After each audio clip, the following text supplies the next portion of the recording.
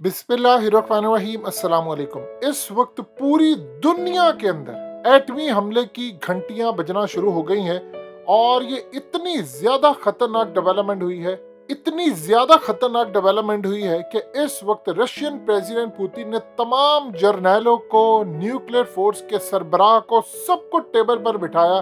पूरी दुनिया के सामने लाइव मनाजिर गए और उन्होंने अपनी न्यूक्लियर फोर्सेस को मुकम्मल तौर पर हाई अलर्ट कर दिया है और कहा है तमाम के तमाम तैयारियां रखिए, किसी भी वक्त कोड्स एक्सचेंज करने पड़ सकते हैं और न्यूक्लियर का बटन दबाना पड़ सकता है।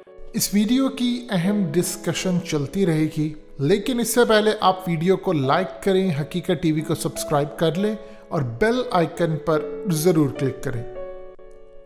असल में हकीकत टीवी आपको ऑलरेडी पहले कई दफ़ा बता चुका है कि एटमी हमले के लिए आपको क्या करना पड़ता है, कौन सा हाथ आपको स्कैन करना पड़ता है, कोड्स कैसे एक्सचेंज करने पड़ते हैं। फिर उसके बाद फाइनल जब वो कॉल देते हैं तो न्यूक्लियर बटन की जो असल में बात होती है, इसका ये मतलब होता है कि आपने बस आखिरी लम्हे के लिए तैयार रहे। अब इस सूरत हाल के अंदर हुआ क्या है कि अचानक पुतिन को ये तमाम काम करना पड़ गया। देखिए, सबसे बड़ा जो खतरनाक काम ये हुआ है की वजह से अगली एटमी जंग की घंटी बज चुकी है, वो ये है कि रशिया से इन्होंने पूरी दुनिया को डिस्कनेक्ट कर दिया है, यानी रशिया को स्विफ्ट से डिस्कनेक्ट कर दिया। और उसके बाद अब प्रॉब्लम ये है कि रशिया दुनिया को ना कोई माल दे सकता है, इवन के चाइना ना उनसे कोई माल ले सकता है। यानी आप सोचिए, ये इतनी बड़ी तबाही है, इतनी बड़ी तबाही है कि पाकिस्तान समेत पूरी दुनिया में इसके जो असरात आने वाले हैं वो तबाहकुन है और शायद आम लोग अफोर्ड भी नहीं कर पाएंगे। असल में सूरत हाल ये पैदा हुई है कि इस वक्त जो पाबंदी लगी है वो है स्विफ्ट की। स्विफ्ट असल में कहते हैं society for world wide inter bank financial telecommunication. ये असल में स्विफ्ट होता है। ये असल में इंटरनेशनल फाइनेंशियल सिस्टम होता है, यानी पूरी दुनिया के अंदर पेमेंट भेजने का और पेमेंट रिसीव करने का ये एक फाइनेंशियल सिस्टम है। इसको कंट्रोल कौन करता है? इसके बहुत सारे शेयर होल्डर्स हैं। जाहिर सी बात है, जो दुनिया की खुफिया ताकतें हैं जो इनको कंट्रोल करती हैं, उन्हीं के पास सब कुछ है। अब होता क्या है कि दो बैंक्स जब आपस में कनेक्ट होना चाहते हैं तो वो इस फाइनेंशियल सिस्टम के थ्रू होते हैं। फिर उसके बाद पेमेंट होती है। यानी अगर मिसाल के तौर पर IMF ने पाकिस्तान को पैसा देना हो, सऊदी अरब ने देना हो, हमने किसी को कोई चीज़ एक्सपोर्ट करनी हो, खरीदनी हो, आनी हो, ये टोटली इस स्विफ्ट इंटरनेशनल बैंकिंग जो सिस्टम होता है उसके थ्रू होता है। ये असल में एक आप समझ लीजिए कोऑपरेटिव कंपनी है। तकरीबन दुनिया के 3500 फाइनेंशियल जो इंस्टीट्यूशंस हैं या फर्म्स हैं वो इनके साथ कनेक्टेड है। अब आप देखिए कि रशिया के 300 फाइनेंशियल इंस्टीट्यूशंस इसके साथ कनेक्टेड है। अमेरिका के पास सबसे ज्यादा ट्रांजैक्शन इनकी होती है। अब इस सूरत हाल के अंदर इतनी बड़ी तबाही है ये। असल में पुतिन ने कहा है कि इन्होंने हम पर जो पाबंदियां लगाई हैं, इसके बाद देखिए ना तो स्पेस स्टेशन खड़ा रह सकता है, क्योंकि उन्होंने कहा है कि स्पेस स्टेशन पर भी आप काम नहीं कर सकते और अगर वो गिरता है तो 500 टन उसका जो मलबा है वो आकर सीधा भारत के ऊपर, अमेरिका या यूरोप पर गिरेगा और वो जब आकर तबाही मचाएगा तो आप देख लें फिर क्या होगी सूरत हाल। आप देखें कि ये इतना खतरनाक है कि यूरोप गैस भी नहीं ले पाएगा। एक तो होता है कि आपने गैस की पाबंदी लगानी, आप ना गैस ले सकते हैं, ना तेल ले सकते हैं, ना रशिया को दे सकते हैं, कोई चीज ना लेना, इंपोर्ट एक्सपोर्ट टोटली बंद हो जाएगी। उसके बाद आप तेल की कीमतें देखिए कहां पर जाएगी, यानी ये तो इतनी ऊपर चली जाएगी जिसकी इंतहा नहीं। उसके बाद उनके बैंक्स को कह दिया कि आप ट्रांजैक्शन नहीं कर पाएंगे, कुछ भी नहीं कर पाएंगे। अब जाकर रशिया को ऐसा लग रहा है कि एक बार रशिया ने जो असल में इस वक्त एटमी हमले के लिए उन्होंने अपनी फोर्सेस अलर्ट की है, उसको आप समझिए उनके इंटेलिजेंस इदारों ने उनको वार्न किया है कि कुछ गड़बड़ होने वाली है। यानी इतना आप देख लें कि जब यूक्रेन के प्रेसिडेंट कहते हैं कि तुमने धोखा दिया, वो कभी अमेरिका को कह रहे, कभी यूरोप को कह रहे कि तुम लोगों ने धोखा दिया, तो इस सूरत हाल में जंग तो इतनी खतरनाक लेवल पर है कि अब अमेरिका समेत सब पर प्रेशर पड़ रहा है कि आप कोई ना कोई इनको जवाब दे। और रशिया को वो इतनी आसानी से जीतने नहीं देना चाहते, क्योंकि रशिया जीत गया तो अगला लम्हा जो है वो यूरोप है। अब इस सूरत हाल के अंदर ये तबाही आ रही है पूरी दुनिया के अंदर। पर रशियन बैंक्स ट्रेड नहीं कर पाएंगे, लोग एक दूसरे को, इवन कि वो चाइना के साथ ट्रेड नहीं कर सकते।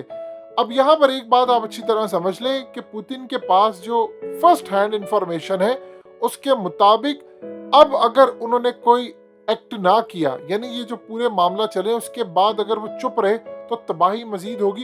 यानी इस सूरत हाल के अंदर उनको ये भी इंफॉर्मेशन है कि तमाम ममालिक असल में उन पर जंग करने के लिए तैयार है। ये तो एक हिस्सा है कि स्विफ्ट पर पाबंदी लगी है। दूसरा आप देख लें कि जर्मनी ने उनको हथियार देना शुरू कर दिए हैं, अमेरिका ने हथियार देना शुरू कर दिए और पुतिन अपनी बात पर कायम है। उसने कहा था कि जब ये काम होगा मैं जंग के लिए तैयार होऊंगा, और उस वक्त उसने कहा था कि जो मुल्क ये करेगा उसको इतने भयानक नताज इसके भुगतना पड़ेगा कि सिरोए जमीन पर किसी ने इतनी तबाही नहीं देखी होगी, उनका वो हशर नहीं हुआ होगा जो मैं करूंगा। और जाहिर सी बात है न्यूक्लियर हमले से बढ़कर कोई चीज नहीं थी, उससे पहले पाबंदियां और ये वो तमाम चीजें। अब मामला ये है कि आप देख लें कि यूरोप को समझ नहीं आ रही कि वो करें क्या, किसी को कुछ समझ नहीं आ रही। उसकी वजह ये है कि आप देख लें भारत भी पूरी तरह फंसा हुआ है। उन्होंने तो इतनी हाइप क्रिएट कर दी थी। अब ज़ेलेंस्की इस वक्त कॉल करके उनको कहता है कि तुम लोग मदद करो, यानी तुम रशिया के खिलाफ हमारी मदद करो। वो मदद नहीं कर पा रहे। पूरा यूरोप और पूरा वर्ल्ड इस वक्त परेशान है। देखिए यूक्रेन का मसला आप समझ लें, जो फूड प्राइसेस है, जो ग्रेन और ये तमाम चीजें हैं, उसकी वो पूरी दुनिया में बढ़ने जा रही है, यानी खुराक की तबाही है। उसके बाद सबसे बढ़कर जो तबाही इस वक्त आ रही है वो है यूरोप की जानिब से। यूरोप के अंदर अगर गैस नहीं होती तो वहां पर तो तबाही है। वैसे ही आप देख लें कि उनको डबल प्राइस पे करना पड़ेगी, यानी आप जो गैस ले रहे हैं ऑलरेडी उसकी अब डिमांड जो है वो ज्यादा है और उसकी सप्लाई कम है, तो वैसे ही वहां पर उनको गैस की प्राइस ज्यादा पे करना पड़ेगी। तेल की कीमतें आसमान पर जाएंगी, क्योंकि अब रशिया का जो शेयर है वो तो मार्केट में तेल नहीं दे पाएगा। और अब वो सऊदी अरब को कह रहे हैं और दूसरे ममालिक को कि आप तेल की जो कैपेसिटी उसको बढ़ाएं। इस सूरत हाल में हो सकता है उनको ईरान को बीच में लेकर आना पड़े, क्योंकि अब इस वक्त कोई अफोर्ड नहीं कर सकता। आप अगर भारत को देखें, पाकिस्तान को देखें, क्या पाकिस्तान के अंदर अब यहाँ पर तेल की कीमतें बढ़ने जा रही है, भारत के अंदर तेल की कीमतें बढ़ने जा रही है, यानी किसी जगह आपको सुकून नजर नहीं आ रहा। और अगर खुदा ना आस्ता $150-200 बैरल पर चला गया, 141 मैक्सिमम है दुनिया में, कभी इससे ऊपर गया नहीं, तो आप सोच लें कि तबाही कहां पर आएगी। और फिर रशिया की मार्केट का शेयर सऊदी अरब चाहेगा, कैप्चर करेगा। सऊदी अरब अभी इंटरेस्टेड नहीं है कि वो तेल की जो सप्लाई है उसको बढ़ाए। उसकी वजह ये है, देखिए वो चाहता है कि अब ज्यादा से ज्यादा कीमत हो, मैं भी कुछ पैसा कमाऊं। पिछले काफी सालों से वो नहीं कमा सका, लिहाजा इस सूरत हाल में दुनिया को समझ नहीं आ रही कि हो क्या रहा है। और पूरे का पूरा यूरोप, एशिया, यानी पूरी दुनिया से मुतासिर होने जा रही है। और उसके बाद रशिया जो सबसे बढ़कर काम करेगा, अब वो साइबर हमले करेगा। अब देखिए इन्होंने लगा दी है पाबंदियां और वो साइबर हमले करके इनका जो बैंकिंग सिस्टम है उसकी वो धज्जियां उड़ा देगा और वो कहेगा कि मैंने ये काम करना है। इस सूरत हाल में जो तबाही होने जा रही है इसके असरात पूरी दुनिया तक आएंगे। और ये इतनी खतरनाक चीज है कि आप देख लें कि इसके बाद जितने ममालिक है, खुदा नास्ता दुनिया उस तरफ जा रही है कि अगर किसी एक मुल्क ने जरा सी भी गलती कर दी और किसी वजह से कोई एटमी हमला ये वो हो गया, तो उसके बाद याद रखिएगा फिर ये बायो हमले में भी बदल जाएंगे। फिर उसके बाद तबाही हर लेवल पर जाएगी और इसके असरात जो पूरी दुनिया पर आने वाले हैं उसका तो अंदाजा भी आम शख्स नहीं लगा सकता। यानी आप देख लीजिए कि पूरी दुनिया का जब अगर किसी वजह से बैंकिंग और फाइनेंशियल सिस्टम पर साइबर हमले होते हैं तो आपकी पेमेंट आना जाना ये वो ये सब कुछ रुक जाएगा और किसी को समझ नहीं आएगी कि हम अब करने क्या जा रहे हैं। पूरी दुनिया जो तबाही इस वक्त फेस करने जा रही है, तारीख में उसकी कोई मिसाल नहीं मिलती। और उम्मीद है कि इसमें इमरान खान समेत बड़े बड़े ममालिक कूदेंगे और मामला तय करवाएंगे।